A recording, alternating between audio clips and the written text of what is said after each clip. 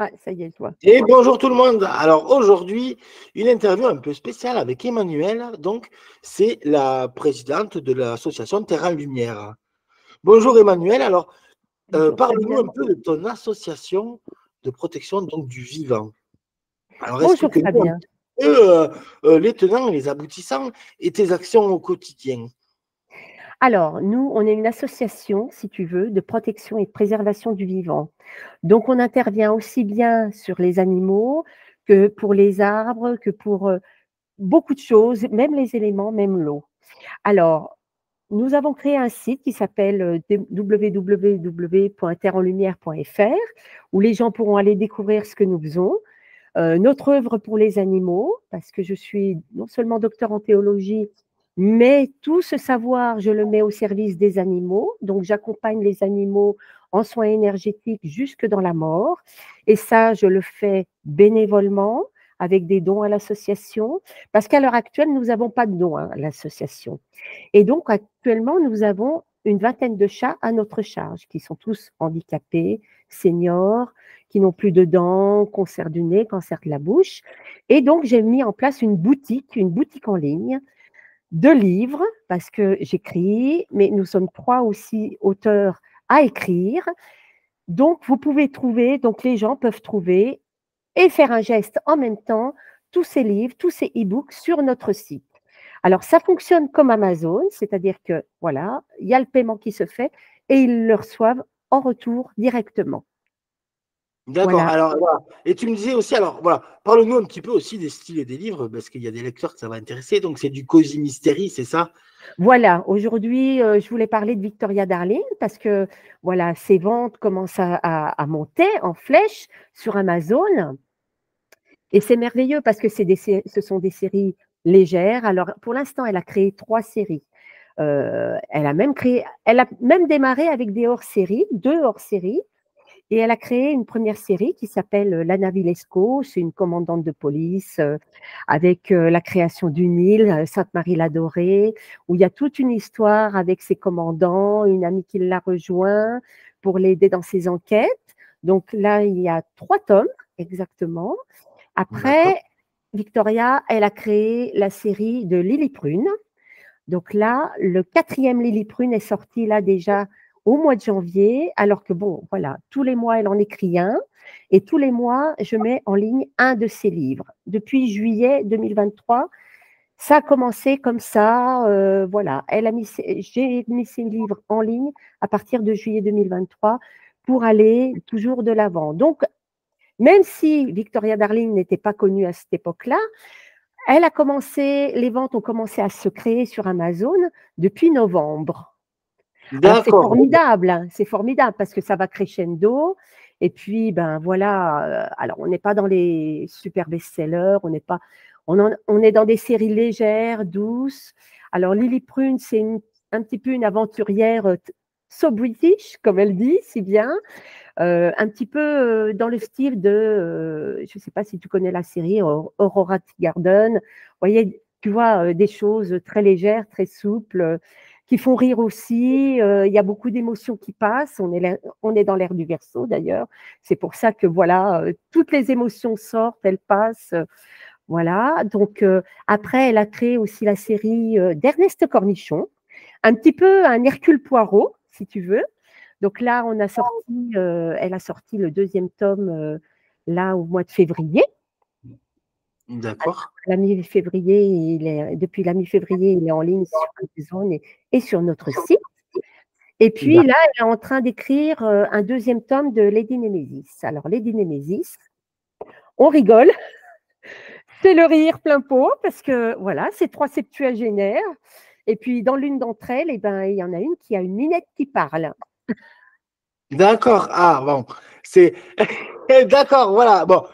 Très humoristique, donc, très léger. On va passer un bon moment. Et en plus de ça, Oui, comment dire, c'est pour une bonne cause aussi. Voilà, comme tu l'expliques aussi, voilà, c'est pour le soin des animaux. Donc, alors, après, là, pour le moment, tu as des chats chez toi, donc tu fais des soins, etc., que tu accompagnes ben, jusqu'à la mort, on va dire. Alors, c'est très imagé parce que voilà, on est tous pareils, on est des humains, on se dit qu'on ne peut pas communiquer avec les animaux, même si on a comment dire, on est étroitement liés, on a tous eu un chien ou un chat, quelque chose chez nous, où il y avait un lien particulier entre entre l'humain et ces animaux. On le sait. C'est forcément inexplicable pour tout le monde, puisqu'on n'a pas de, comment dire, le chien ou le chat, il ne va pas nous parler comme nous on lui parle, mais on sait tous qu'on a un lien, alors mystique un petit peu, un lien avec les animaux en général, puisque ben, ça peut se produire avec plein d'animaux quand on vit avec ou qu'on partage des choses avec les animaux. Voilà. Et alors, c'est plus ou moins inexplicable, mais c'est quelque chose qui, aujourd'hui, à notre époque, est relativement accepté maintenant, tu vois, par l'homme et l'humain, alors qu'à une époque, c'était beaucoup plus proscrit. On est en 2024, on a évolué dans les mentalités et on le sait qu'il y a un lien, même entre deux êtres humains, sans se regarder des fois. Il y a des choses qui se passent, je dirais, inexplicables. On est tous pareils, hein, tu vois ce que je veux dire? Et c'est ça qui est formidable aussi. Voilà. C'est ça qui est formidable aussi, c'est ben, finalement, on peut se dire, ben oui, l'être humain et les animaux sont liés.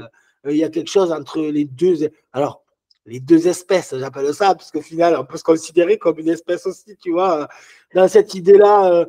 Voilà, et puis on a toujours, je dirais, été en collaboration avec les animaux. Les chevaux, ils nous ont fait déplacer pendant des centaines d'années. On n'aurait pas eu des chevaux. Ça ne nous aurait pas fait évoluer aujourd'hui comme on est, tu vois ce que je veux dire? Tout à fait, on évolue avec les animaux. L'agriculture, je pense notamment à l'agriculture, avec les bœufs, les paires de bœufs qui remplaçaient les tracteurs à une époque. On peut aussi, on peut faire pas mal de liens comme ça avec les animaux et l'impact de l'animal, je dirais, sur l'être humain, dans l'évolution de l'être humain. C'est même pas une théorie ni un concept, c'est une réalité. Si les chevaux n'avaient pas permis de déplacer les hommes à droite, à gauche, on n'aurait pas conquéri le monde comme on l'a aujourd'hui, tu vois. Les chevaux, ils ont aidé à déplacer du poids, etc. Il n'y avait que ça, les chevaux, ça a été, voilà. Alors, je parle des chevaux parce que c'est un exemple concret que tout le monde sait. Voilà, en Égypte notamment, si les chats n'étaient pas arrivés en Égypte, la peste, etc., elle n'aurait pas été vaincue par Cléopâtre. Si les Égyptiens aujourd'hui vénèrent les chats, tant que ça, c'est parce qu'en fait, à la base, les chats ont chassé, comment dire, ont dératisé l'Égypte quelque part. Oui, le mal, oui. Dans l'histoire, moi j'aime bien aussi regarder dans l'histoire pourquoi les chats est vénéré. Bon, parce que c'est aussi un dieu. Enfin, dans leur esprit, dans l'inconscient collectif, ils l'ont considéré comme un dieu aussi, puisque voilà, il a permis à l'Égypte d'être encore là et d'éviter une grande épidémie, je crois, de peste. Il y avait une invasion de souris en Égypte à une époque sous les temps de Cléopâtre, et Cléopâtre a inséré donc les premiers chats en Égypte. Et puis bon, le chat a fait son chemin de vie après ensuite. Oui, tout à fait. C'est un amour inconditionnel qu'on ressent, enfin, qui ressentent envers nous, que les animaux ressentent envers nous, et qui nous fait, justement, c'est comme avec les arbres, on ressent en leur présence un amour inconditionnel. Et tout cet amour, c'est des soins. On laisse parler notre cœur, tout simplement. Hein, il ne faut pas chercher voilà, midi à 14 heures. C'est ça, voilà. Oh, mais de toute façon, on a tous eu une expérience avec. On a tout, tout le monde a eu un jour un animal de compagnie ou a côtoyé un animal ou un vivant, n'importe quoi. On a tous vécu une expérience forcément un peu, alors j'appelle ça inexplicable pour l'être humain, parce qu'on est très terre à terre, on est, voilà, on est très factuel. C'est ce qui fait qu'on est humain aussi, hein, c'est notre nature d'être factuel, d'être logique. Alors, tu vois ce que je veux dire? Alors, c'est vrai que des fois, là, comme on en parlait tout à l'heure, ben, il y a des fois, c'est compliqué pour certaines personnes peu ouvertes d'esprit de comprendre un petit peu ce que tu peux faire. Mais voilà, alors, il faut comprendre aussi, alors moi, ce que je veux juste expliquer, c'est qu'aujourd'hui, ben, on s'occupe des personnes âgées en maison de retraite, et je pense que les animaux, exactement comme tu le fais aussi, il faut aussi en prendre soin. Et on ne peut pas, sous prétexte qu'un animal est vieux, n'a pas de dents ou atteint d'un cancer, le balancer dans un fossé ou le mettre à l'équarrissage. Enfin, tout à fait. Un peu de respect, parce que les animaux, ben, ils ont une vie aussi, alors peut-être plus ou moins courte par rapport à leur chose, mais aujourd'hui, je pense aussi il faut s'en occuper au moins jusqu'à la mort, comme tu fais. Et une association, alors comme je te disais aussi, s'occuper des animaux en fin de vie également, ça a aussi un bien pour la société. Imaginez-vous si dans un même village, vous avez 300 chats qui étaient mourants et à moitié malades, et que personne ne s'en occupait. Vous voyez les dégâts qu'un chat peut faire. Donc, euh, des cadavres au milieu des routes, etc. Ça peut être Mm.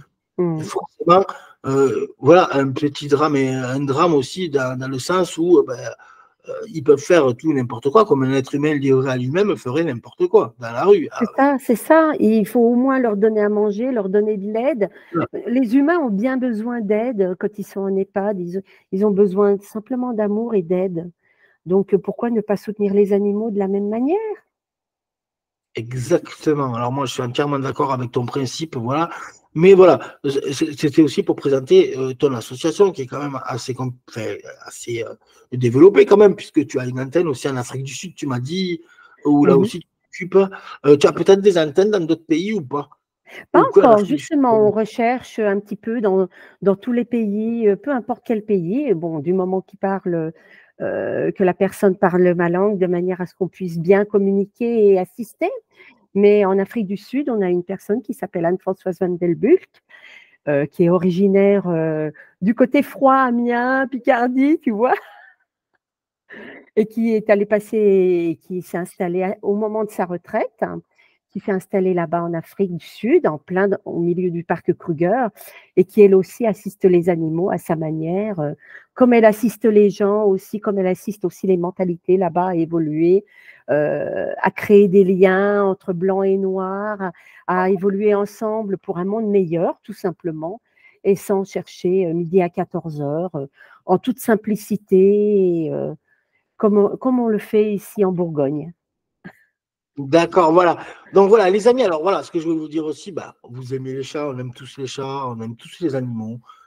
Et aujourd'hui, moi, ce que je trouve très intéressant dans cette association Terra Lumière, vraiment, c'est qu'en réalité, voilà, vous pouvez, tout en passant un bon moment, en achetant un livre de Victoria Darling, ou sur leur site internet Terra Lumière, autrement, vous les avez aussi sur Amazon, c'est ça que tu m'as dit, C'est ça, c'est ça. un book, etc. Donc, si vous avez l'abonnement Kindle et tout ça, vous pouvez le prendre, le louer, etc.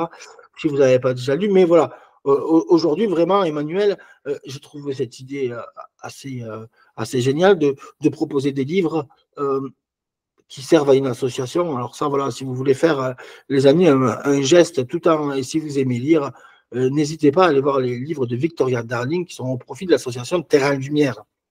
Mais de toute façon, je ferai une publication aussi sur ma page Facebook où je suis assez suivi. Donc, il y aura, voilà. Les gens aiment les chats, je le sais. Et je connais déjà quelques personnes dans mon réseau qui, déjà pour les chats, ils aiment les chats. Donc, et les animaux aussi. Donc, voilà. Donc, tout le monde aime les animaux, tout le monde aime ce genre de choses. Donc, voilà. Si, voilà, je sais pas moi, après, même si des auteurs veulent faire des gens qui ne veulent pas donner de l'argent, mais qui pourront peut-être t'envoyer des nouvelles à publier pour le code de l'association, tu vois, je pensais, Tout ou à des fait. petites histoires. Ça peut se faire aussi comme ça, ce qui peut être intéressant aussi pour toi d'agrandir ta bibliothèque, de proposer plus de choses et potentiellement avoir plus de revenus pour l'association. Tu vois ce que je Ça veux te serait dire? merveilleux. Merveilleux. Tu vois, déjà, on peut, tu sais, alors moi j'aime beaucoup ce genre d'échange entre service et service. Tu vois, on peut un peu de troc, tu sais, on te donne ça parce que c'est comme un don. Parce qu'il y a des gens, des dons financiers, ils peuvent peut-être pas aussi. Oui, Mais tout à prendre fait. le temps de t'écrire une histoire ou quelque chose pour que tu puisses la vendre toi sur Amazon, je trouve ça aussi intéressant. Ça peut se faire aussi de cette manière-là. Voilà. Donc voilà, donc, j'espère que ben, vous serez sensible à ce que Emmanuel fait, puisque voilà, Emmanuel est une bénévole, je veux vous dire. Et puis, on en a discuté encore tout à l'heure, elle ne bénéficie d'aucune subvention, bien entendu, vous savez bien, c'est toujours pareil. Il y a quelque chose quand même qu'il faudra prendre en compte aujourd'hui, voilà, c'est ça vraiment. Aujourd'hui, dans l'inconscient, en fait, dans l'inconscient collectif, on a fait rentrer quand même, on est un des seuls pays au monde, il faut le dire. On ne va pas toujours critiquer aussi avoir fait rentrer les animaux, comment dire, avoir dans la loi, il me semble, Oui.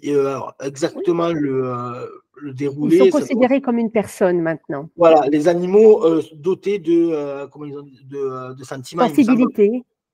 De sensibilité, c'est ça. Je crois que le terme exact de la loi, c'est que les animaux sont reconnus comme êtres ayant de la sensibilité, donc ce qui veut dire que, au même titre que l'être humain, il y a une loi, il y a des condamnations pour les gens qui font des sévices envers les animaux, etc.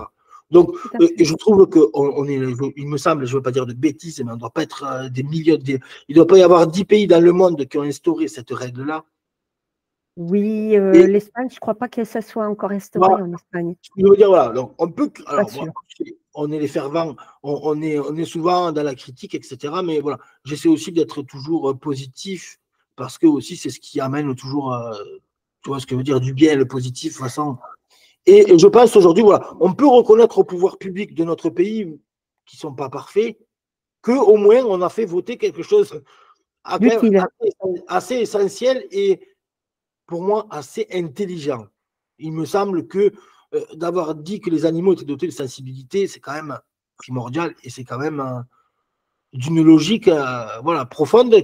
Et ça s'est fait qu'au XXIe siècle. C'est bien ça qui est navrant. C'est-à-dire que c'est utile aussi au conscient de l'humain, de manière à ce que nos enfants puissent procréer de nouveaux schémas d'amour, d'équilibre, de plus d'équilibre avec la nature, avec le monde qui les entoure, en fait. Voilà. C'est comme ça, en fait, que les écoles devraient être, devraient se positionner. J'ai vu un reportage il n'y a pas très longtemps sur le Brésil, et les écoles au Brésil apprennent aux enfants à se détendre, ils apprennent le lien avec les animaux, avec la nature. C'est magnifique. Voilà, après, alors un pays comme. Voilà, c'est très bien ce qu'il faut au Brésil. Le Brésil est un pays émergent, tu vois, qui tente un peu comme il peut, puisqu'il y avait une demi-dictature, il me semble, avec le président Lula, je crois que c'était, qui était un grand dictateur, tu vois, enfin dictateur, entre guillemets, soutenu par d'autres. Bref, et c'est encore des pays où je pense qu'il y a beaucoup de corruption, etc., tu vois, et qu'il y a du mal à ces équilibres. Alors, il y a un côté qui va avoir un petit peu, comme l'éducation, etc., qui va essayer de promouvoir, et de l'autre côté, il va y avoir des blocages, etc., tu vois, comme dans des pays, bon, ça reste encore complexe dans l'équilibre, mais voilà, c'est des pays quand même qui, au fur et à mesure des années, évoluent dans leur mentalité, donc c'est plutôt bon signe pour la suite. C'est merveilleux. Eh bien, écoute, Emmanuel, merci beaucoup pour l'interview. C'est moi qui te Et remercie. on va publier l'interview et j'espère que, voilà, Merci. j'espère que tout le monde sera sensible ben, je dirais, à tes gestes que tu fais au quotidien. Donc, voilà. Et en tout cas, je te souhaite une excellente journée et merci beaucoup. Merci. Au revoir, Fabien. Au revoir.